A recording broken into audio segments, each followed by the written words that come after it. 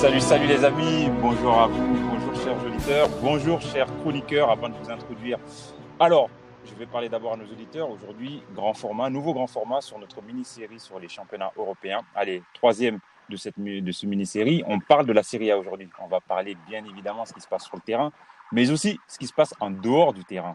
L'histoire, le dopage, la mafia et peut-être aussi un peu de nostalgie, si vous le voulez bien. Avant d'introduire mes premiers chroniqueurs du soir, je tiens à vous rappeler le concept de Blabla Foot parce qu'il y a pas mal de nouvelles personnes qui téléchargent notre application, donc de nouveaux auditeurs potentiels et de chroniqueurs potentiels d'ailleurs. Je vous rappelle le concept. Ici, quand on fait des débats, on essaie de prendre un peu de hauteur par rapport à l'actualité. Donc les grands formats, c'est vraiment tout sauf l'actualité comme vous pouvez le voir sur l'équipe 21. On va essayer de prendre un peu de hauteur pour pouvoir discuter et apprendre des nouvelles choses à nos auditeurs et entre nous aussi débattre. On n'est pas obligé d'être d'accord. Et les chroniqueurs, c'est vous. Donc, Blabla Foot existe seulement parce que vous venez prendre position pour débattre. Entre vous, que vous vous connaissiez ou pas d'ailleurs. Je vous rappelle aussi une dernière fois, nous sommes sur Twitter avec le hashtag BlablaFoot, mais surtout le compte @blablafoot_app, c'est-à-dire APP. N'hésitez pas à nous suivre, à liker ce qu'on fait. On ne communique pas beaucoup, mais par contre, suivez-nous. Parfois, il y a des informations intéressantes dedans. Maintenant, je vais introduire nos premiers chroniqueurs du soir, dont un qui n'a pas encore ouvert son micro, c'est Saïd. Par contre, Léo Giraud est là. Salut Léo. Bonsoir. Salut, vous allez bien? Salut Mohamed. Ça va Ravi très d'être là bien. ce soir.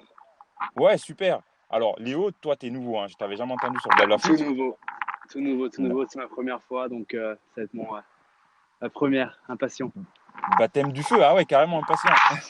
C'est ça, impatient, oui. Bon, je suis pas l'expert du championnat italien, mais un peu comme tout le monde, par curiosité, je suis ça. Et je pense qu'aujourd'hui, on a une actualité qui est assez chaude en Italie. Ouais. Et ça me poussait un peu à en parler, du moins ce qui se passe en dehors des terrains. Ouais. C'est des choses qui sont déplaisantes. On va en parler dans Ouais, bien quelques sûr. minutes, j'imagine. Bien sûr. Alors, vraiment, je suis content de t'accueillir, Léo. Vraiment, est-ce que tu peux te présenter en quelques mots à nos auditeurs? Alors très rapidement, j'ai été sportif de haut niveau dans un sport qui est tellement différent que le football. J'ai fait du hockey sur glace à très haut niveau en France et maintenant je suis basé à Stockholm. Mais je suis avant tout un grand fan de football et un grand nostalgique de la grande Serie A des années 2000. Donc c'est pour ça que ce soir je suis aussi là pour essayer de débattre et parler de ce championnat qui fut jadis si beau. Ah, super, super. Mais franchement, on t'entend très bien. Il y a un peu de grésillement derrière, mais en tout cas, tout est nickel. Ça va se calmer, dans très peu de minutes. C'est le temps scandinave qui fait les siennes. D'accord. Bon, en tout cas, tu nous entends bien et nous, on t'entend très bien. Alors, tout est Parfait, bien. super. C'est Radio International. Alors, je vais quand même faire entrer Florian qui a pris position entre-temps pour ne pas qu'on fasse juste à deux, en attendant que d'autres chroniqueurs prennent position. Ça te dérange pas? Bien sûr, pas de souci. Ok. Alors, Florian, si tu m'entends, je t'ai fait rentrer. Tu avais pris position, je crois, tu avais annulé, mais tu as repris position. Donc, je te fais rentrer. Ça prendra quelques secondes. Ah, ok. Mais super, Léo. Mais franchement, et le hockey sur glace, comment ça se passe en Scandinavie? En Scandinavie, c'est le sport quasiment principal. Je veux dire, en Suède, c'est assez marrant. Ils ont un fonctionnement qui est différent par rapport à la France et aux pays latins. On va dire que l'été, c'est le football qui prime et l'hiver, c'est le hockey sur glace. Oui. En Norvège, c'est le ski nordique et puis en Finlande, c'est le hockey. Et en Suède, c'est le hockey une fois de plus. Ils sont assez fous. Ils sont assez fous de leur sport, des deux sports, que ce soit le hockey ou le foot. Le niveau du foot localement, je le comparerais on va dire, à une Ligue 2, un bas de tableau Ligue 2 français, pour qu'on puisse faire une idée. Et puis la problématique aussi, c'est le temps. C'est le temps, Ouais. ils jouent en été. C'est un peu comme en Russie. Où D'accord. du coup, je me rappelle qu'il y a 3-4 ans, Malmö avait joué en Champions League. Oui. Paris est allé jouer à Malmö, le Oui, club je de me rappelle Zlatan. très bien. Donc, Je me rappelle très c'était bien. assez sympa. Ouais. Le clin d'œil. Mais oui, l'équipe était tellement déphasée parce qu'elle était. C'est un peu comme les Russes. Ouais. C'est un peu Malmö, comme les Russes. c'est de là d'où vient Ibrahimovic. C'est ça, oui, exactement. Aussi, il vient de là-bas, un quartier un peu difficile de Malmö. Malmö, c'est un peu une ville non pas dangereuse, mais on peut comparer ça au Ouais. Marseille suédois. Donc ça reste relatif. Ça reste Une la ville du Suède. sud, en Suède. C'est ça, ouais. C'est juste en face de Copenhague. On prend le Ouais. train pour 10 minutes, 15 minutes, on est arrivé à Copenhague. Super. Attends, je vais accueillir Florian. Florian, t'as ton micro ouvert. Salut Florian. Ok, Florian, il a le micro ouvert, mais il ne Il sait allume pas sa qu'il est en moto. ligne. Ouais, c'est ça. Il allume sa moto. Il ne sait pas s'il est en ligne. Bah écoute, je vais faire Ouais, entrer quand même un autre chroniqueur entre-temps. pas de Alan, souci. c'est un consultant régulier lui aussi. Ce que je vais faire, c'est que carrément, je vais remplacer Saïd. C'est la deuxième fois qu'il prend position Saïd, mais il ne parle pas. Donc je vais faire D'accord. rentrer carrément directement Alan à sa place. Et Super. puis, bah, Florian, toi, quand tu veux, en tout cas, ton micro est ouvert. Ok, bah, c'est intéressant, c'est intéressant. Mais alors, du coup, nous, on va quand même pas parler d'hockey sur glace, je suis désolé. Non, non, je pense pas, il n'y a pas de souci, y a pas de souci. Je suis pas là pour ça. D'accord, super. Salut Alan. Alan, si tu viens, tu nous fais un petit coucou. Et je vais commencer le débat avec Léo Génial. entre-temps. Léo, alors, tu vois, tu m'as dit, qu'est-ce que ça t'inspire finalement le championnat italien de Championnat ce que tu connais? italien. Alors, j'ai une image en tête, c'est à l'époque où TF1 avait encore la Ligue des Champions. Ouais, ça Et je date. vois, ça date, je vois une image, les penalty 2003-2004 de Champions League finale. Je crois que c'est 2003-2004, finale Champions League, Juventus-Milan. Jules Et je pense Milan, que ouais. là, ouais, je crois qu'on a Milan, je crois qu'on arrivait là à l'apogée, enfin à l'apogée de la Serie A, puis ensuite ça a commencé à baisser en niveau. C'était l'époque, oui, moi je suis né en 94, Ouais. donc j'ai suivi la Serie A un peu comme tout le monde sur l'équipe du Ah, dimanche, mais enfin l'équipe du dimanche. t'es très jeune. Ah, t'étais jeune à Ouais, l'époque ouais, j'étais dont tu jeune, me oui, parles. mais j'étais un féru de football, donc j'essaie toujours de gratter quelques minutes pour voir ça. Et les souvenirs que j'ai, oui, c'est la Serie A avec l'Inter. Les derniers bons souvenirs que j'ai aussi avec ça, c'est l'Inter de Mourinho en 2011, si mes souvenirs sont bons. Oui. Un jeu, euh, un jeu qui était quand même assez sympa à voir au niveau tactique. C'est un peu ça, là, le ressenti que j'ai par rapport à la Serie A, c'est Juste tactique, hein. Pas avec c'est Mourinho, ça. c'était pas autre chose, hein. Ouais, Ouais, salut c'est ça, Alan. exactement. Bonjour à Salut Alan. tous, comment Ça ça va? va? Ça va bien. J'écoutais attentivement ce que disait Léo. Bonjour Léo et bienvenue. Bonjour, Alan. C'est ta Merci. première. Bah, écoute, c'est assez bien résumé. C'est vrai que la Serie A, c'est la grande époque, c'est vraiment les années 90, fin des années 80 et des débuts des années 90, jusque même début des années 2000. Et c'est vrai que les clubs qui ont souvent été les clubs porteurs de cette Serie A, c'était quand même l'AC Milan, on a eu l'Inter, et puis aussi, enfin, ne négligeons pas la Juventus.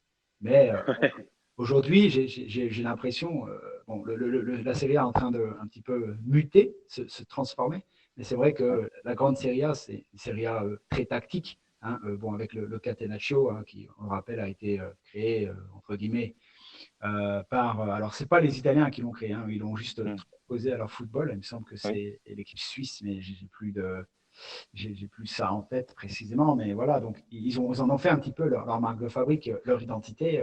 Oui. Dans les années 90, c'était très compliqué de jouer les équipes italiennes et c'était d'ailleurs Et- souvent les bêtes ouais. noires des clubs français. Ouais. Et voilà. Mais Ouais. là, ils sont en train de se transformer.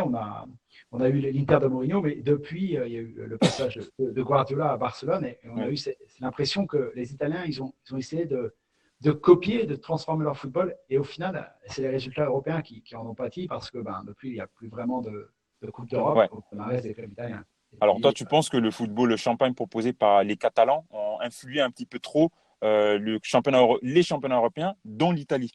C'est ça? oui, en particulier, oui, tout à fait. Il n'y a que les Français qui n'ont pas suivi le mouvement. D'accord. Ok. Bah, enfin, moi, je suis moyennement d'accord. Mais après, les Italiens, de toute façon, on sait qu'ils ont cette art tactique, et ça date pas d'aujourd'hui. Ouais. Euh, Finalement, en préparant ce débat-là, j'ai quand même vu que le championnat italien, il fait partie d'un des plus anciens championnats, en fait. Les premiers vraiment championnats italiens, et ça s'appelait déjà la Scudetto, je crois, à l'époque, c'était 1898 quand même, hein. C'était, Oui, c'est bien pas le sûr. siècle précédent, mais c'est le siècle d'avant quand même. Ouais. Euh, alors, moi, je voyais ça beaucoup plus tôt, mais en fait, non, non, non, ça fait vraiment très, très longtemps. Et puis c'est un championnat, j'ai l'impression, alors, Alain, tu vas m'arrêter si je me trompe, mais moi, j'ai l'impression qu'ils ont toujours eu cet ADN-là de jouer tactique. Et d'ailleurs, toutes leurs victoires en Coupe du Monde reposent à peu près sur ça. Dans les années 50, c'est là où l'Italie commence à gagner. Et depuis jusqu'à aujourd'hui, toutes les victoires italiennes, en tout cas les grands clubs italiens, et y compris la Squadra Azzurra aussi, ça a toujours été sur une philosophie hyper tactique et une assise tactique et surtout défensive très très forte. Et jusqu'à aujourd'hui, ça perdure un petit peu. Ouais. Écoute, je vais te dire que, bon, après, Léo, n'hésite pas à intervenir, hein. Bien Bon, sûr. moi, je te donne juste mon avis par rapport à ce que je vois dernièrement en Coupe d'Europe, c'est que jamais la Juventus, elle se fait remonter de cette manière avec la Juventus des années 90, parce que c'était quasiment impossible de leur marquer un but. Malgré toute la grande équipe que tu avais, je me souviens en 93, cette demi-finale de Coupe UEFA entre la Juventus et le Paris Saint-Germain, malgré la grande équipe du Paris Saint-Germain de l'époque, c'était très compliqué de jouer cette Juventus-là parce que tactiquement, c'était vraiment très, très costaud, quoi. Et aujourd'hui, j'ai quand même plus l'impression que c'est plus facile pour les adversaires des clubs italiens d'aller faire un coup tactique. Bon, après, voilà, c'est que mon avis, mais j'ai l'impression qu'il y a quand même eu un changement sur les 10-15 dernières années. D'accord. Ouais. Après, sur les 10-15 dernières années, ça correspond effectivement au creux du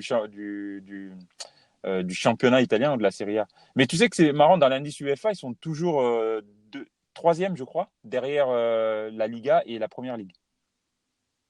Oui, alors, je dirais que c'est à la fois logique, dans le sens où ils ont 4 clubs, et que quand on regarde un petit peu comment sont distribués les points et qu'on fait un peu de mathématiques, on se dit que, évidemment, potentiellement, s'ils ont un club qui s'effondre ou qui fait une très mauvaise saison européenne, ils en ont encore 3 pour attraper le truc. Donc, un club, c'est 25% de la performance.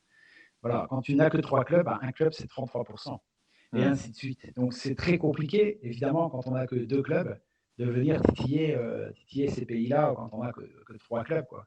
Donc, c'est Ouais. un petit peu, quelque Mais part, c'est étonnant. C'est-à-dire que moi, ce que je dis, c'est qu'en fait, on les voit pas finalement performer, à part la Juve un petit peu en Coupe d'Europe, mais depuis des années, quoi. Cela n'empêche pas qu'ils soient toujours troisième devant les championnats français, devant le bien championnat sûr. portugais. Bien sûr. Après, voilà, ils ont la Juve qui est là, présente en Coupe d'Europe. Tous les ans, ils arrivent à faire des Ouais. résultats quand même qui sont bons pour un club italien. Donc après, bah, de temps en temps, ils ont Naples. De temps en temps, ils ont Rome. Mm. De temps en temps, ils ont l'Inter. Et c'est ce qui fait qu'ils marquent suffisamment de points, plus en tout cas que les championnats qui suivent, pour pouvoir maintenir leur classement UEFA, bien sûr. Ouais, mais bon, devant la Bundesliga, j'ai un peu de doute là-dessus. Mais ok, c'est pas grave. Alors, les amis, bon, on a vu un petit peu l'historique. Est-ce qu'on peut passer à des trucs, des sujets qui passent sur le dopage? Parce que moi, quand j'entends Série A, je sais pas quoi, mais je suis le franchouillard de base. J'associe directement dopage. Enfin, Série A, il y a dopage qui va avec. J'ai raison ou j'ai tort? Léo, j'en prie, Léo? Ah, Léo, il est parti? va revenir. Ok. Bah, Léo. Ah ouais, bah, il est en Scandinavie, donc il capte pas bien là-bas. Non, je rigole, je plaisante. Non, mais quand il sera revenu, on lui laissera la parole. Mais bon, voilà, je dirais que la Serie A, c'est le dopage dans la période des années 2000, au début des années 2000, fin des années 90, puisque il y a eu quand même quelques polémiques à ce sujet. Voilà, moi, je n'associerais pas le dopage à la Serie A de nos jours. De nos jours, clairement pas, quoi. Ouais. De nos jours, j'irais plutôt de l'autre côté de la Manche. Mais en revanche, c'est vrai Ah que bon? Et là, il faut que tu te justifies, hein. mais j'ai pas besoin de me justifier. Je regarde les joueurs courir partout et je me mets à leur place, quoi. Mais bon, bref, qu'importe. Et de toute manière, il y a eu Mamadou Sakho, il y a eu Samir Nasri, il y a eu d'autres cas de dopage en Angleterre. On ne peut pas me faire croire que c'est des cas qui sont isolés de la propre initiative du joueur. Bref, les joueurs, ils sont quand même suivis dans des clubs professionnels avec des médecins de clubs professionnels. Donc, bon, je veux bien. Cessons l'hypocrisie 5 minutes. Bref, oui, effectivement, il y a eu l'époque où effectivement il y avait des produits en Italie. Après, il y avait certains produits qui aussi étaient autorisés, comme la créatine à l'époque. Donc c'est vrai qu'on prenait pas mal de créatine, mais c'était des produits qui étaient autorisés en Italie. Donc qui n'étaient pas forcément des produits dopants Dopant. en Italie, quoi. Mais évidemment que ça servait les performances des joueurs quand ils allaient en sélection, clairement. Voilà. Et en Mais, fin des années 90, début des années 2000. Aujourd'hui, c'est un peu mais différent. alors la créatine autorisée, je sais pas trop. Mais le PO, sûr, c'était pas autorisé. Et on parle de quoi? Ouais, c'était pas. Enfin, tu m'as dit la créatine, c'était plutôt autorisé en Serie A. C'est ce que tu m'as dit. En Italie, globalement. Voilà, comme en Angleterre d'ailleurs, parce que les rugbyman prenaient ça également, mais en Italie, bien sûr. Après, le PO, effectivement, c'est pas autorisé nulle part. Ça l'est toujours pas d'ailleurs. Ouais. La créatine qui modifie les fonctions musculaires, ça reste un produit dopant quand même. Disons que ça permet de mieux récupérer, c'est surtout ça, quoi. Ça permet de bien récupérer d'efforts intensifs. Donc ça permet de mieux se préparer et d'être fin prêt pour le début de la saison avec des grosses charges de travail en pré-saison. Ouais. Donc, Et C'est après, aussi oui. on Ah, m'entendait? Léo? Oui, Ouais, je Léo? suis là, enfin, j'étais là depuis le début, c'est juste que je pense que mon micro a dû dire bye bye. Non, c'est pour rebondir sur ce que vous disiez. Moi, j'ai quelque chose en tête, c'est souvent les nouveaux joueurs qui arrivent en Serie A qui souvent disent la préparation estivale est incroyable. Je ne peux pas parler. Bah, je pense à Lukaku Oui, qui avait dit oui, ça oui, oui. il y a quelques semaines. Matuidi aussi, il avait dit ça. Voilà. Donc, je suis un peu bon, les gars, ce sont des sportifs de haut niveau. Ouais, enfin, à mes yeux, je pense que c'est encore présent. Après, je spécule, mais je pense que c'est des choses qui sont encore présentes. Et il y a quand même des histoires assez sombres. Je pense à Zidane, je pense à Deschamps. Dès qu'on lui parle, il Oui, ferme la porte. oui, oui, oui. Après, ça date, hein, mais je pense que Ouais. je serais pas surpris si dans quelques années, j'entends qu'il s'est passé des choses avec la Ah, mais Juventus. oui. Voilà. Mais alors là, il y a même pas à avoir il y a même pas à avoir de surprise. On sait que la Juve, les années 98 jusqu'à 2005 à peu près, il y avait Deschamps, il y avait Zidane déjà, il y avait peut-être Thuram aussi d'ailleurs. On Mm. sait qu'à cette époque-là, en fait, c'était monnaie courante, hein, Ouais, le dopage là-bas. C'est l'affaire des veuves du Calcio. Je sais pas pourquoi ils ont appelé ça comme ça. d'accord. Et finalement, en fait, si tu regardes bien, je crois que Mediapart, il y a quelques années, ou il y a peut-être 1, 2 ans, ils avaient sorti un article là-dessus, une enquête bien poussée là-dessus sur cette période du football où le dopage était monnaie courante, notamment dans la Juve, et qui a été sanctionné par la suite. Et il y avait nos amis Zidane, Deschamps. Mais sauf que nous, le problème, c'est que ça tombe dans une période où on a gagné la Coupe du Monde. Donc Oui. voilà, omerta ou pas? Ouais. Tu sais, on a gagné. On peut aussi dire que la Ligue des Champions que nous avons gagnée, elle n'est pas non plus. Bon, Super clean. voilà. Je vais te dire. Il faut pas dire ça pour Marseille, hein. Ben ouais, mais bon, ils le savent. Il y en a qui le reconnaissent très bien. Voilà. Après, le palmarès, il n'a pas été écrasé. Donc voilà, ils ont quand même ça dans leur palmarès. Voilà. Mais bon, certains n'oublient pas. C'est tout. Bah, c'est pareil pour la Juve. Ils ont gagné des titres. L'équipe de France a gagné la Coupe du Monde. Voilà, ça s'est passé. Il n'y a pas eu de preuves, il n'y a pas eu de contrôle de dopage positif. Ou du moins, s'il y en a eu, ils ont été passés sous silence. Mais aujourd'hui, c'est trop tard pour revenir là-dessus, j'ai envie de te dire. Il y a prescription. Il y a prescription. Il y a prescription, mais quand même, c'est un peu embêtant parce on a la critique facile, hein, sur cette période-là, sur la Juve, notamment la Juve, justement, la Juve des OPO et des créatines et compagnie. Mais on a du mal à admettre que nous, nos joueurs français aussi étaient là-bas et que je pense que en plus à l'époque, je pense que on demande pas ton avis, hein. Quand c'était comme à l'époque de Tapi, on ne demandait pas ton avis. On te donne une pilule, tu la prends, ou une injection, tu la prends, tu te poses pas de questions en fait. T'as même pas le droit en tant que joueur de se dire bah non, c'est quoi ce truc?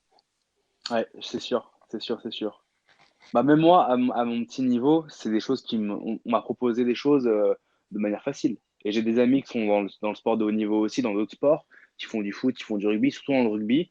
Des amis du même âge, quand j'avais 18, 19 ans, qui me Ouais, disaient que dans le vestiaire, la créatine, ça tournait à plein pot. Ou qui me disaient, ah bah l'été, je prends ça parce que je suis pas testé l'été. ouais. Donc, voilà. Mais tu as le droit de refuser. Enfin, le hockey, Oui, oui, c'est moi, particulier. Est-ce que tu te sens libre de oui. pouvoir aller à l'encontre de la Alors moi, il n'y direction? avait pas de souci. Il n'y avait pas de souci. J'ai pu refuser sans problème. J'ai pu refuser sans souci. Non, c'est parce que c'est la chose à la fin. Je pense que il y avait tellement, les sommes ne sont pas les mêmes, donc je pouvais me permettre de dire non aussi. Hmm, Alors que je pense que dans le football, à Juventus par exemple, ouais. je pense que l'argent qui était en jeu, tu t'étais un peu là, bon ok, d'accord, faut que je le prenne. Et la concurrence aussi, quoi. La concurrence qui était présente aussi dans ces clubs-là, on vit pas la même chose dans le monde du hockey en France. Mais D'accord. je sais que le rugby, oui, je pense que le rugby, c'est différent. On te pousse un peu, ou du Ouais. moins, on te fait comprendre que si tu veux jouer, il faut prendre 3 kilos de muscle, quoi. Ouais. Et d'ailleurs, j'ai vu une image.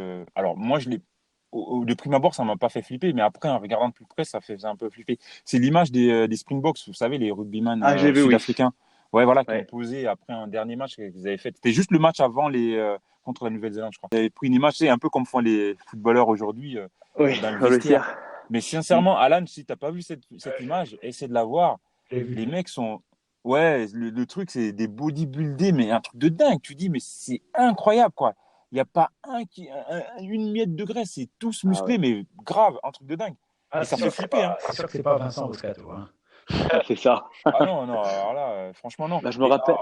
Et du coup, ça fait un petit peu polémique parce que, bien évidemment, il y a des gens qui ont été interpellés par ça. Ils ont dit, mais c'est bizarre, les mecs là, c'est des rugbymen ou c'est des bodybuilders alors, dopage Ouais, obligé, forcément, ça plane au-dessus de leur tête, quoi. Après je veux pas qu'on réduise la Serie A uniquement au dopage, pour la simple raison que, je vais te redonner un exemple, l'Euro 2012 ou 2008, c'est quand l'Espagne gagne 4-0 contre l'Italie en finale.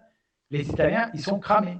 Ils ont fait mm. 60 matchs dans l'année, ils sont cramés, ils arrivent en finale, ils sont cramés, et les Espagnols qui ont fait 70 matchs, ils courent partout. Donc, Ouais. c'est pour ça que je te dis, la Serie A elle a bon dos, mais je ne pense pas que le dopage soit exclusivement réservé à la Ah Serie non, A. mais tu Clairement sais pas. tu Le sais ce Grand que Barça, disait, tu sais ce que disait, comment il s'appelle, Yannick Noah à nos amis espagnols. Ah, je me rappelle, ouais.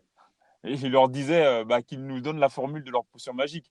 ouais. Ouais, ouais. Bah, c'est ça, moi, c'est un peu quelque chose qui me fait peur avec toutes ces Nations League, toutes ces choses-là. De voir que les joueurs n'ont pas de repos. Les joueurs n'ont pas de repos. Et ça m'inquiète vraiment. Je préférerais avoir peut-être moins de matchs. Bon, c'est un autre débat, je pense que vous l'aurez ou vous l'avez déjà eu, mais sur la Champions League, la prochaine formule, ce Hum, genre de choses. Moi, je suis pas très fan de ça. Je préfère hum, mieux voir un bon Juventus Inter 2 fois par an mhm. plutôt que de voir Une 3 fois par profusion, ouais. semaine. C'est ça, voilà. Ouais. Je pense que pour les joueurs, c'est pas bon. Ouais, mais c'est une très bonne remarque. Après, il y a aussi les voyages. C'est-à-dire que tu as des joueurs qui vont jouer au Brésil, qui vont jouer en Ah oui. Argentine, enfin, voilà, qui font des voyages assez incroyables pour aller jouer en sélection et qui reviennent Ouais, et qui, on a l'impression qu'ils ne souffrent pas du décalage horaire, quoi. ouais, c'est vrai. Ah, c'est vrai. Et voilà, donc je pense qu'effectivement, il y a tout un tas de choses qui sont plus ou moins autorisées. Je pense qu'il y a quand même des choses qui sont autorisées, une certaine latitude aussi. Hein. Il faut garder ça sous le coude, qui permet aussi de garder des joueurs en bonne forme toute l'année.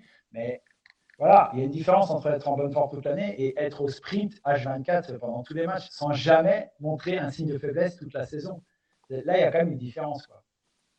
Ouais. Non, mais tu as complètement raison. Moi, moi aussi, la profusion de matchs m'interpelle et quelque part, c'est comme ce que j'avais dit, je crois, dans le dernier débat, c'est que les qualifications là, des championnats européens, tu vois, pour une question d'audimat, ils ont lissé ça sur une semaine complète. C'est-à-dire que du lundi au dimanche, tu as des matchs. Et tu es perdu, en fait, toi, en tant que amateur de foot. Bah, en fait, tu en as tout le temps. Et dans la même journée, tu as plein de matchs. Et en fait, tu en as tellement que tu fais un peu une overdose. Et pourtant, il pourrait y avoir des bons matchs. Mais je suis d'avis avec Léo, quand tu dis qu'effectivement, tu préfères avoir deux super matchs Juve, Barça, j'ai envie de dire, dans la saison, plutôt que d'avoir 50 Naples, Paris Saint-Germain. Enfin, toi.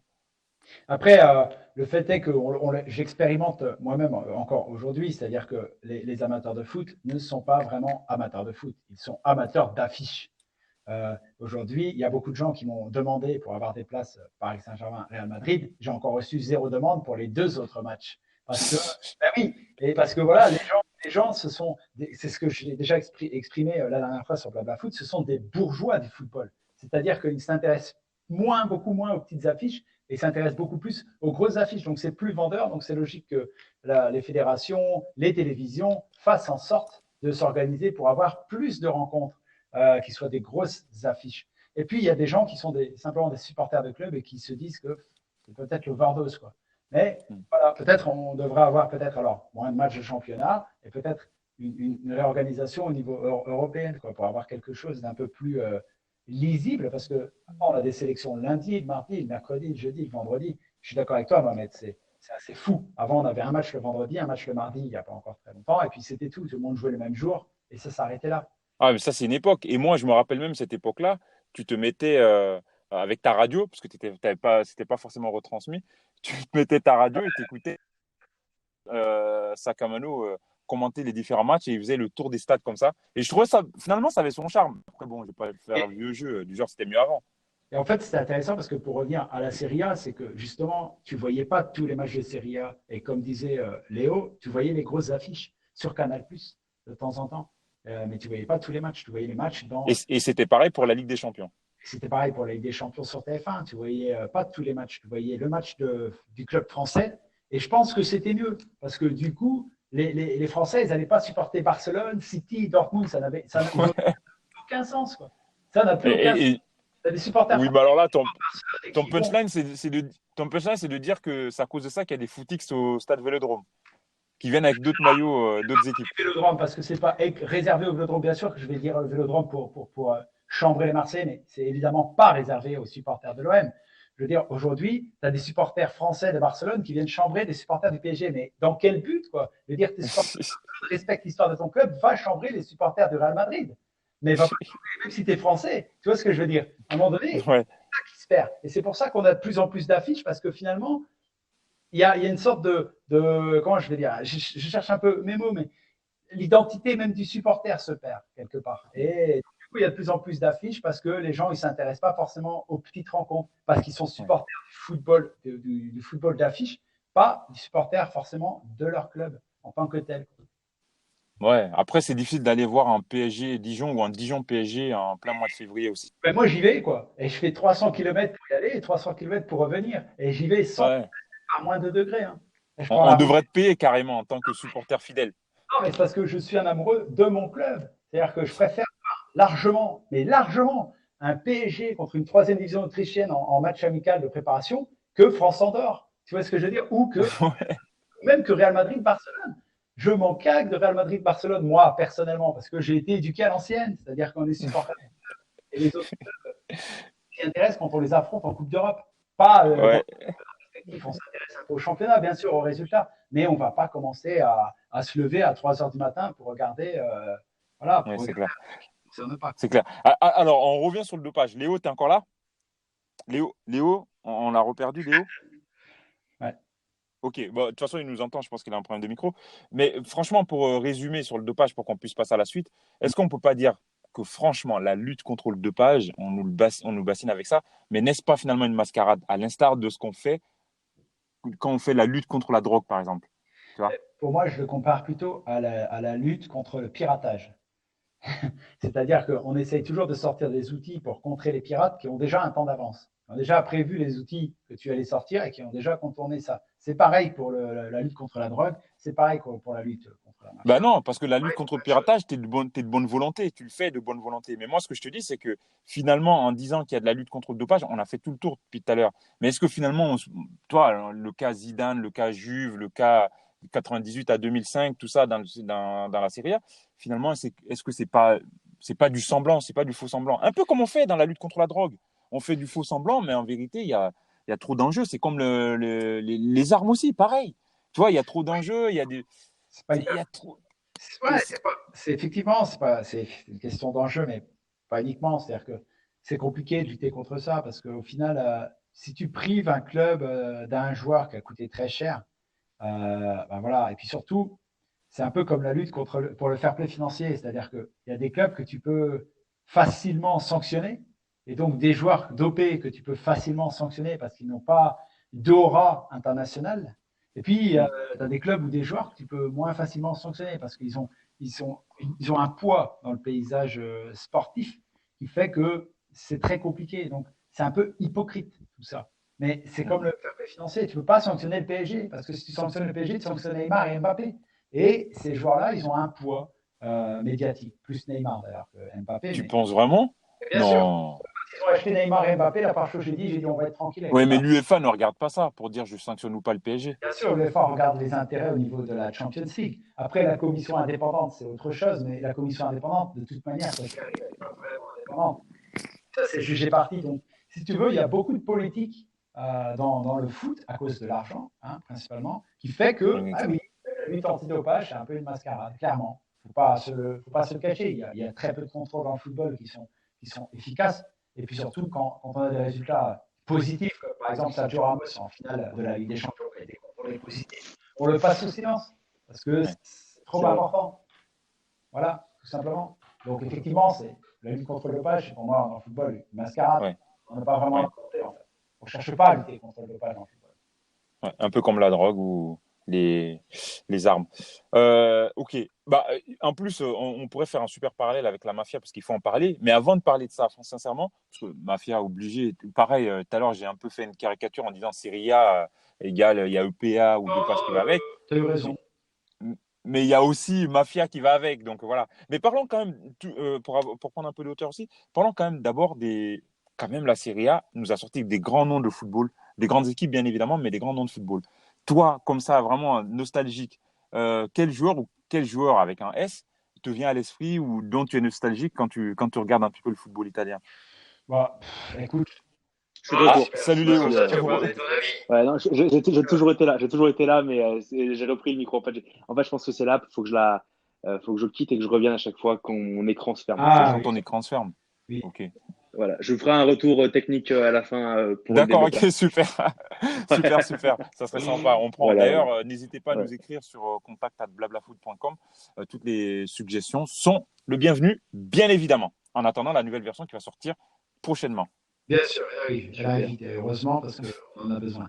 Non, bah, écoute, moi, pour revenir au sujet, c'est vrai que j'ai toujours tendance à penser à Franco Baresi et à Paolo Maldini, bien sûr, qui sont deux grands joueurs de l'AC Milan de l'époque. Après, si Ouais. on va Les années 90. Voilà, après, si on va un peu moins loin, bien sûr qu'on va peut-être penser à même Donadoni, à Pirlo. euh, donc voilà, parce que Pirlo, ça reste un joueur absolument fantastique, exceptionnel.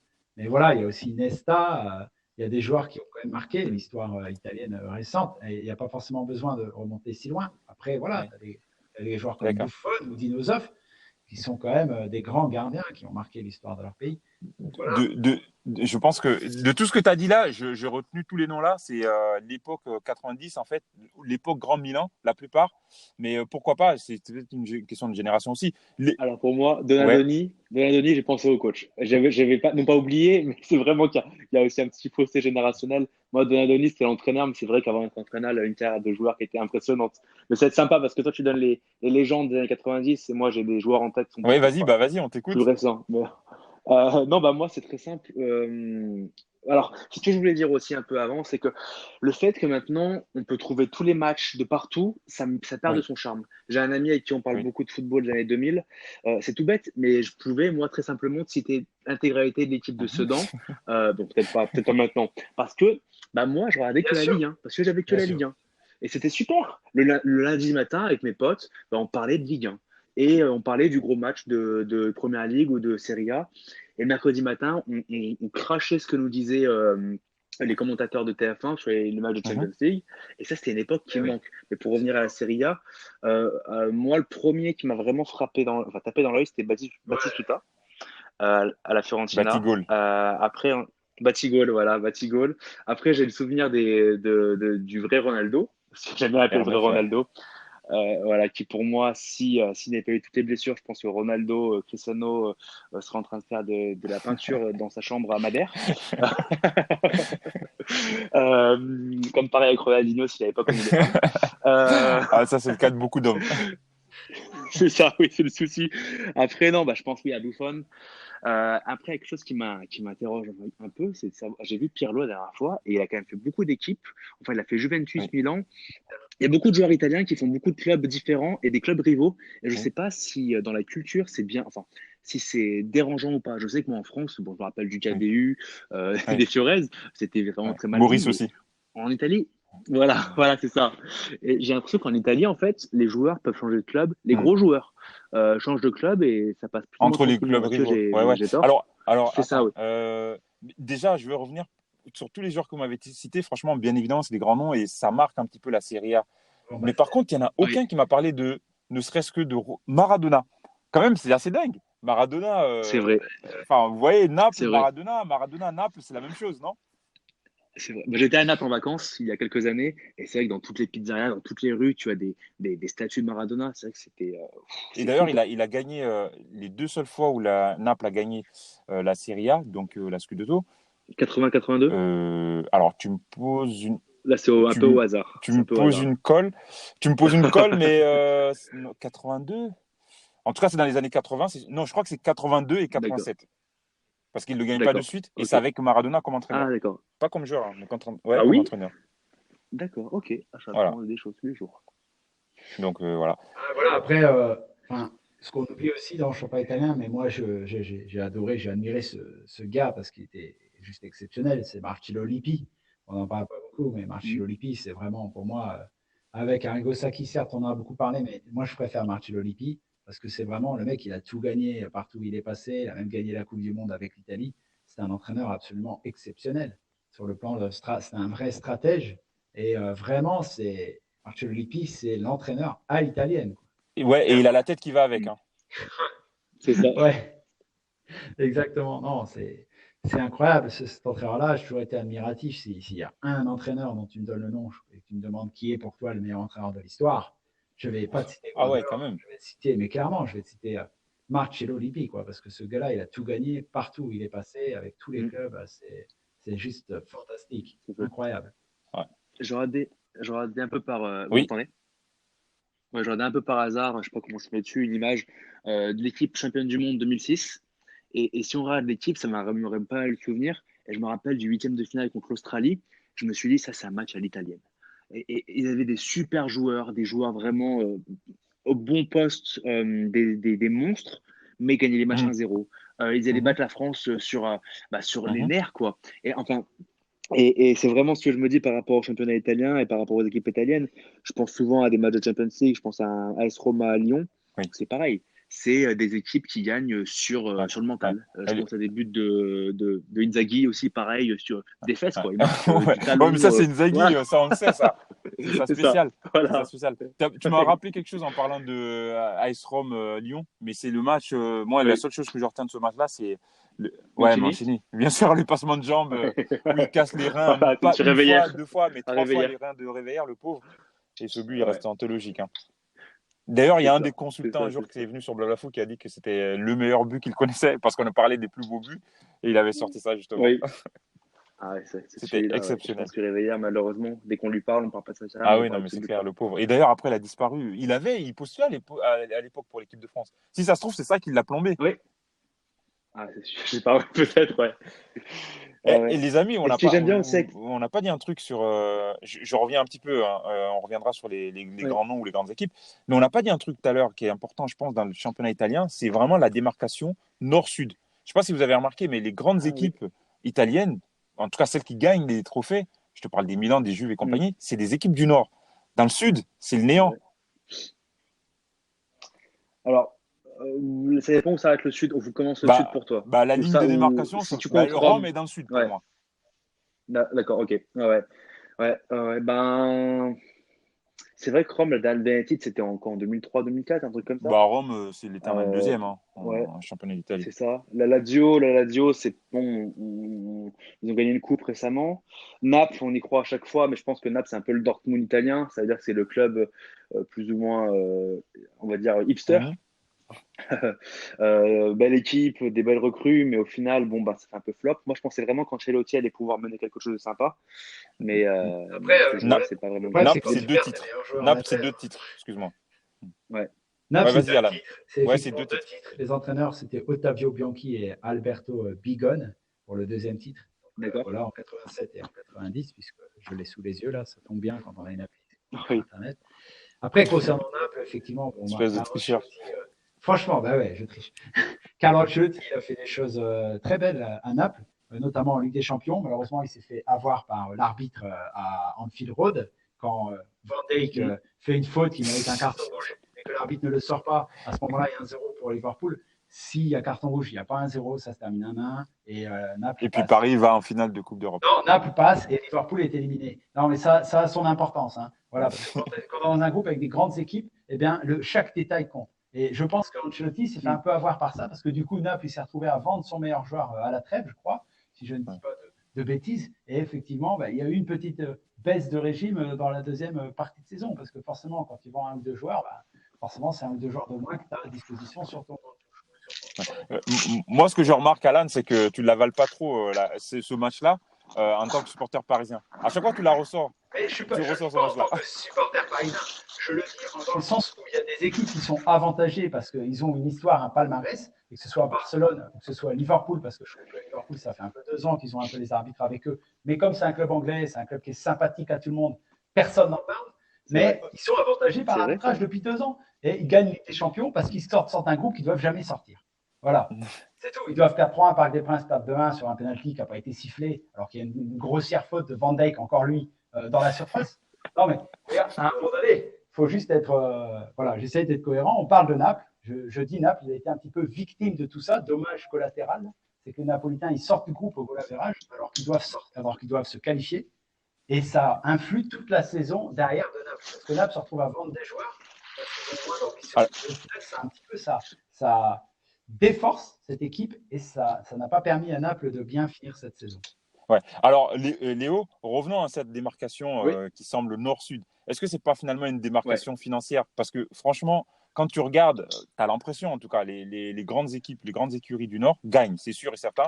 Tu as le Grand Milan, tu as la Juve qui a le plus de Scudetto. Eux, ils en ont, je crois, plus de 30 déjà. Milan, ils en ont une vingtaine. Et l'International qui en a une dizaine aussi, ou une vingtaine, je ne sais pas trop. Après, tu as Genoa quand même, hein, c'est la quatrième. En préparant ce débat, j'ai vu que Genoa, quand même, j'étais étonné, mais quatrième en Italie en termes de trophées. Mais toutes ces équipes sont des équipes du Nord, vraiment. Et j'ai l'impression que et après, c'est le vide. C'est le vide. Est-ce que c'est pas ce que je veux dire par là, est-ce que cette démarcation, c'est pas une démarcation financière? C'est-à-dire que les villes du Nord ont toujours été plus des villes industrialisées qui s'en sortent financièrement, et les villes du Sud un peu plus appauvries. Et du coup, ça se remarque aussi dans les clubs football et dans les résultats. Ouais, bah ça, c'est toujours un truc qu'il faudrait creuser. J'ai l'impression que les clubs du Nord sont gérés par des familles. Je pense à Fiat, je pense à des choses comme ça. Fiat, c'est à Juventus. À l'Inter, c'est non pas Allegri. Je ne trouverai pas le nom. Mais j'ai l'impression que c'est des familles qui se donnent un peu le relais, des familles qui ont de l'argent. Après, je suis pas sûr que ce soit comme ça dans le Sud. Dans le Sud, j'ai l'impression que c'est plus chaotique. Je pense à De Laurentiis à Naples. Je pense à Palerme qui change d'entraîneur toutes les 2 semaines. Tous ces clubs-là, j'ai l'impression que oui, c'est beaucoup moins structuré. Et alors moi, je te le dis même au niveau de l'histoire de la Serie A, de la Scudetto. C'est-à-dire que si tu prends vraiment sur plus de 100 ans, c'est comme ça. Enfin, c'est hyper démarqué. Hein. Aujourd'hui, tu as deux tiers même pas, trois quarts des titres sont au nord. Et après, au sud, tu as Naples de temps en temps qui en a gagné 2, et puis je ne sais plus quel autre. Roma, alors peut-être. Rome, au nord ou au sud, parce que quand tu regardes Rome, c'est un peu plus dans la moitié sud de l'Italie que dans la moitié nord. C'est plutôt la moitié sud pour moi, Rome. Donc, il y a quand même 2 clubs qui sont la Lazio et l'AS Roma, qui sont quand même régulièrement présents. Mais c'est compliqué parce que c'est la capitale. Et comme tout le monde le sait, quand tu es la capitale, dans un pays latin, c'est toujours compliqué d'avoir des titres, à moins de s'appeler Madrid. Mais pourquoi? Parce qu'il y a la presse, tout est focalisé sur ces clubs qui sont dans la capitale, parce que la presse est installée dans la capitale. Donc, et la presse italienne, c'est un peu comme la presse française, c'est pas vraiment une presse partisane, comme on a en Espagne. En Espagne, on a vraiment une presse partisane, on a AS et Marca d'un côté, on a Mundo Deportivo de l'autre. Donc, c'est carrément une presse partisane en Espagne. Donc, pour les clubs, c'est plus facile d'avoir des vrais appuis médiatiques qui sont un peu portés par la presse. Mais que ce soit à Rome ou à Paris, c'est très compliqué parce que la presse, elle est nationale, et dès qu'elle peut taper sur le club de la capitale, que ce soit en Italie ou en France, même en Espagne, hein, même en Allemagne, pardon. Voilà. Alors en Allemagne, il n'existe pas le club de la capitale. Maintenant, il y en a un, mais c'est un peu compliqué. Ouais, il y en a 2. C'est compliqué pour les clubs de Rome. Voilà, pour ces raisons-là, il faut être très fort pour aller jouer à Rome. Ok. Et la mafia n'interfère pas un peu sur les clubs du Sud non plus? Je lance ça comme ça. Hein. Écoute, je vais te dire, pour te résumer ça, Turin, la plus grosse mafia dans le foot, ça reste Turin, la Juventus.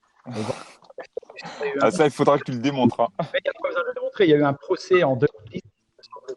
Justement, il y avait des supporters de la Juve qui étaient impliqués dans la mafia turinoise. Et il y a eu aussi des dirigeants de la Juve qui étaient impliqués dans cette histoire. Je t'invite à aller voir le résumé rapide de ce procès-là. Donc, ce n'est pas uniquement en Naples, c'est au Sud, c'est aussi à Turin. Moins maintenant, je pense. Justement, on est en train de te perdre, Alan. En attendant qu'on te récupère bien, Léo, je te propose aussi qu'on fasse rentrer un nouveau consultant. C'est Marco qui est un spécialiste Serie A d'ailleurs. Je pense qu'il a son avis. Alors Marco, tu as dû peut-être nous écouter, on a balayé pas mal de choses, on a parlé des grands noms, on a parlé du dopage, c'était obligé quand même. On a commencé à parler un petit peu de la démarcation nord-sud. Donc je te fais rentrer, tu as peut-être ton avis sur tout ça. Il nous reste quelques minutes, Marco, tu es le bienvenu. Dès que tu arrives, tu nous fais un petit coup. Juste pour conclure, c'est que Andrea Agnelli, il a été condamné à 1 an de suspension par la fédération italienne, justement pour ses rapports de proximité avec les ultras connectés à la mafia. Donc, voilà. Allô? Oui, salut Marco. Allô? Coucou. Salut Marco, ça va? Ouais, ça va un petit peu. On l'entend pas, Marco. En fait, j'ai eu des problèmes avec l'iPhone là. Il a mis 100 000 ans à télécharger. Et, Ok. Marco, tu es le bienvenu. Il nous reste encore 4 minutes de débat parce que j'ai rajouté 5 minutes. Est-ce que tu nous as écouté un petit peu ou tu veux qu'on te fasse un petit résumé de ce qu'on s'est dit? Je sais pas, j'ai rejoint vers les 5 dernières minutes là. D'accord. Allô? Bah, ouais. Ouais, on t'entend. Enfin, là, Non, là, on t'entend très bien. c'est avec nous. Marco, on donne la parole un petit peu pour synthétiser un petit peu. Serie A égale dopage, égale mafia, égale grand nom du football comme Maradona et compagnie. Voilà, qu'est-ce que t'en Égale penses? culture tactique aussi. Ouais, bon, Culture tactique aussi. vous avez quand même oublié un bon sacré paquet de joueurs quand même, hein. Non, mais voilà. Faut pas Oui, offusquer tous les joueurs, hein. il y en a un On paquet. sera Il y en a un encore en beau train de paquet. parler des joueurs là. Il y en a un beau paquet. Ouais. Et dernière chose par rapport aux joueurs, je pense que la Serie A est très forte pour chercher les talents. Je pense à Pastore, je pense à des joueurs comme ça qui sont allés chercher un peu nulle part et qu'ils ont réussi à faire éclore. Je pense à Koulibaly, ce genre de gars. Oui, mais avant, c'était je- des Italiens, ça. D'ailleurs, Maintenant, c'est des étrangers. un- Ça pose problème à l'équipe nationale. à un C'est moment, vrai. je vous C'est ai vrai. entendu parler du Genoa, non? Oui, c'est Ouais. Genoa, c'est Ouais. le quatrième Ouais. club italien avec le plus de trophées. Ouais, ouais. D'ailleurs, le Genoa, eux aussi, c'est un très très bon centre. Enfin, un centre. C'est eux qui dénichent beaucoup de talents aussi. Il y en a beaucoup qui les ont dénichés. D'accord. Par exemple, D'accord. il y a eu Milito de l'Inter, que c'est eux, ils l'ont recruté en premier. Il y a eu Piontek, donc l'année dernière. Ah oui, Ouais. qui est à Milan Et maintenant. puis il y en a eu beaucoup Pandev d'ailleurs aussi, je pense que Ouais. c'était lui. Ouais. Il y en a eu beaucoup que le Chinois avait et qu'ils se sont retrouvés directement dans les top clubs. Piontek. Donc, ouais. D'accord. Donc, ouais, en vrai, ouais, comme tu as dit, en Italie, oui, il y en a vraiment beaucoup qui grandissent et qui des fois vont à l'étranger.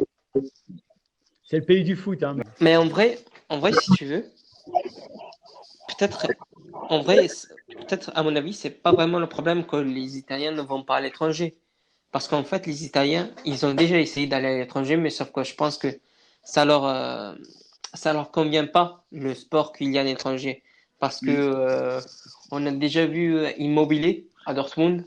C'était C'est immobile, vrai. quoi. Ouais. Voilà. Ouais, mais Et, non, on moi va- je ne crois plus à ça en fait. Maintenant, c'est Ouais, mais il y a internationalisé. Marco. Enfin, je veux dire, Oui, Il y a Marco aujourd'hui, Verratti. C'est quand même le meilleur joueur bah italien et oui. il est à Non, mais l'étranger. oui. avant, Bon, franchement, Marco, ce qu'on dit, c'est que, enfin, moi, ce que je pense en tout cas, c'est qu'avant, effectivement, il y avait une culture tactique, une culture particulière de football en Italie. Donc, un Italien ne pouvait pas forcément s'adapter au football français ou britannique. Et pareil pour un Britannique au football italien. Et pareil pour un football allemand. On en a déjà parlé avec Alan là-dessus. Mais aujourd'hui, je pense que le football, c'est un peu mondialisé. Et d'ailleurs, à juste titre, enfin, c'est bien ou pas bien, j'en sais rien, mais en tout cas, c'est mondialisé. Et puis, on est tous conformes maintenant. Les joueurs sont des copies conformes, donc ils peuvent s'adapter dans n'importe quel championnat. peut-être pas. Mais en tout cas, Après, non, le championnat, oui, le sportif, excuse-moi d'interrompre. Je pense au sportif, mais l'Italie, malgré tout, c'est un pays qui est sympa à vivre, je pense, pour les Italiens. Et je pense à certains Italiens, par exemple, à celui qui était parti à Manchester United, Vous m'entendez? Darmian. Oui. Darmian, des joueurs. Oui. Ouais, très C'est qui? bien. Tout le monde m'entend. C'est qui? Moi, je pense que Attends, c'est c'est plus le Florian. côté. C'est Florian, là? Darmian, c'est un joueur Ouais, de c'est Florian. Manchester United qui a été Alors transféré apparemment. attendez les amis, on va juste accueillir Voilà. Florian. Florian, alors depuis tout à l'heure, tu étais dans le débat, on t'a pas entendu et tu viens à la dernière minute. Ouais, bah non, mais je vous ai écouté. Vous Ah entendez. ouais, mais ton micro était ouvert, tu aurais pu Ok, parler, tu sais. parfait, pas de souci. Ouais, j'arrivais pas, justement. Ça a verrouillé et puis ça buguait. Enfin, j'habite dans un petit village, du coup, ça bug, hein, la Wi-Fi. Voilà. D'accord, ok. Bah Ouais. écoute, Florian, il nous reste vraiment D'accord. très peu de temps. Toi et Marco, si vous pouvez synthétiser rapidement de ce que vous avez entendu, ce que vous voulez rebondir sur les balivernes qu'on a dit, allez-y, c'est maintenant. Non, bah, vous parliez, ouais, des joueurs un petit peu qui ont marqué la Serie A. Moi, je pensais notamment à Inzaghi, que vous avez pas cité, par exemple, qui pour moi était un des meilleurs neufs Ouais, je pense qu'il a été d'Italie. cité. On parle aussi de Pirlo, Gattuso, notamment Zlatan Il y a eu Ibrahimovic, qui est aussi passé par là. Vieri, hein. Voilà, vous avez pas cité un petit peu tous ces bons petits neufs aussi qui étaient en Italie, quoi. Mais ce qu'on remarque, comme tu as dit, Florian, c'est que en rejoignant Mohamed, c'est que tous ces joueurs-là, Oui, très aussi. peu sont Aussi, allés à oui, l'étranger. tout à fait, oui. Mais le meilleur neuf C'est vrai. en Italie, ça a été David Trezeguet. Je suis désolé. C'était un Français. Ah non, mais David Trezeguet, moi, Bien sûr. Quel goal. c'est que David Argentin, Trezeguet, italien. outre L'Argentin, qu'il il est soit italien. Juventino, donc voilà, et un autre qui se soit fait choper, je sais Euh, pas, Trezeguet, moi, je dirais plutôt Del Piero. À la Juve, en passant, moi, Ouais, je dirais plutôt Del Ouais, Piero mais était quand bon, même devant David Trezeguet. c'est Ouais, sûr Del que Piero, il les est voilà. très amis, très les fort. amis, je suis vraiment désolé. Franchement, on va pas pouvoir conclure de manière super efficace, mais il faut vraiment qu'on conclue parce que moi aussi, j'ai des contraintes pour rendre l'antenne. Je vais devoir rendre l'antenne. On arrive au bout du débat. C'était plutôt sympa. Bon, Florian, tu es venu à la fin. Je sais que tu as quelques soucis, mais ne Reviens vite. t'inquiète pas, Florian. C'est promis. Et Alan peut le confirmer. On est en train de tester la nouvelle version de l'application. Elle va être tip top. Oui. Mais il faut nous donner encore quelques jours pour la sortir. Ça va régler tous ces petits problèmes d'audition que vous avez eu ces derniers jours. Et maintenant, les amis, je vais vous donner l'occasion, à vous, chers auditeurs, mais vous aussi, chroniqueurs, vous pouvez participer. Je vais vous donner l'occasion de gagner une place pour aller voir un match de Ligue des Champions. Et oui, le 23 octobre prochain, à Lille, au stade Pierre-Mauroy.